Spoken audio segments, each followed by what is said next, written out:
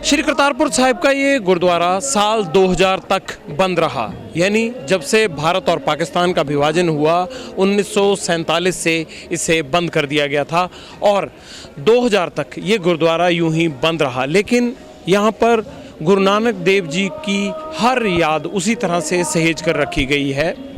इतिहासकारों के मुताबिक 1521 ईस्वी में श्री गुरु नानक देव जी करतारपुर आए, तब यहाँ पर खेत ही खेत हुआ करते थे। उन्होंने करतारपुर साहिब गांव बसाया, करतारपुर साहिब शहर बसाया और विभाजन के बाद ये पाकिस्तान के नरोवाल में आ गया। आप देख सकते हैं कितनी खूबसूरत पुराना आर्किटेक्चर है, ये ढांचा है जहाँ पर एक एक याद बसी है पहले गुरु श्री गुरु नानक देव जी की। सिखों के लिए परम आस्था का केंद्र। बाबा नानक केवल सिखों या हिंदुओं के ही नहीं थे, वो मुसलमानों के लिए भी फ़कीर थे और उन्होंने अपने जीवन के 18 साल इसी ज़मीन पर गुजारे। इसीलिए ये पाक ज़मीन है जिस पर हर सिख, हर सच्चा मुसलमान, हर हिंदू अपना पाँव रखना चाहता है। हम शुक्रगुजार हैं पत्रकारिता के, उस कारण हमें भी इस पाक ज़मीन पर आने का मौका मिला, गुरु के दर्शनों का मौका मिला। 1521 में यहाँ आकर 1539 में गुरु जी यहीं से ज्योति ज्योत समा गए थे। उन्होंने अपना शरीर इसी जगह पर छोड़ा था और सामने आप देख सकते हैं जहाँ हरे रंग के बेल बूटे लगाए गए हैं, ये वो समाध है जहाँ पर श्री गुरु नानक देव जी के शरीर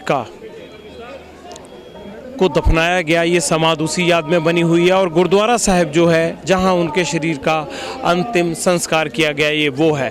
दरअसल इनके शरीर को स्पुर्दे खाक और अंतिम संस्कार में किस तरह से जाना पड़ा, इसके लिए भी एक बहुत ही अलौकिक कहानी है। कहा जाता है कि जब गुरु नानक देव जी का देहांत हुआ तो उनके अंतिम संस्कार को लेकर मुसलमानों और सिखों में विवाद हो गया। सिखों को लगता था वो उनके गुरु हैं, इसलिए गुरु नानक देव जी का अंतिम संस्कार होना चाहिए, लेकिन मुसलमानों को लगता था बाबा उनके फ़कीर हैं, इसलिए उनका शरीर दफनाया जाना चाहिए। इसी विवाद के बीच जब चादर उठाकर बाबा जी के शरीर को देखा गया तो कहते हैं कि वहाँ शरीर नहीं और केवल फूल थे।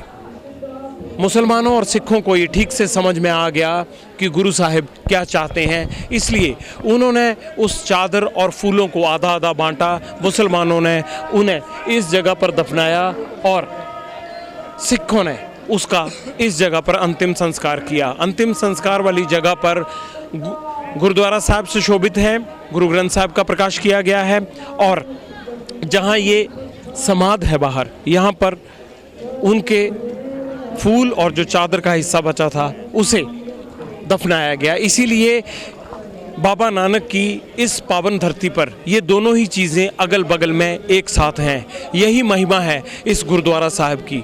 लेकिन दुनिया में पंजाब में रहने वाले सिखों का ये सपना था कि वो बिना वीज़ा के, बिना रोक टोक के, बिना सरहद की परवाह किए हुए इस श्री करतार साहिब के गुरुद्वारे तक जाएं और वो मुराद उनकी पूरी होती दिख रही है। ये कॉरिडोर चलेगा। इससे पहले कि हम आपको गुरुद्वारा साहिब के अंदर के दर्शन कराएं और ऊपर से हम ये भी दिखाएं कि भारतीय सरहद किस तरफ है और कैसे 450 किलोमीटर का ये करतारपुर साहिब कॉरिडोर दो जमातों को नहीं, दो मुल्कों को नहीं, दो समुदायों को नहीं, बल्कि इस दुनिया में एक सौहार्द की, एक अमन की ऐसी मिसाल कायम करेगा जिसे इतिहास याद रखेगा।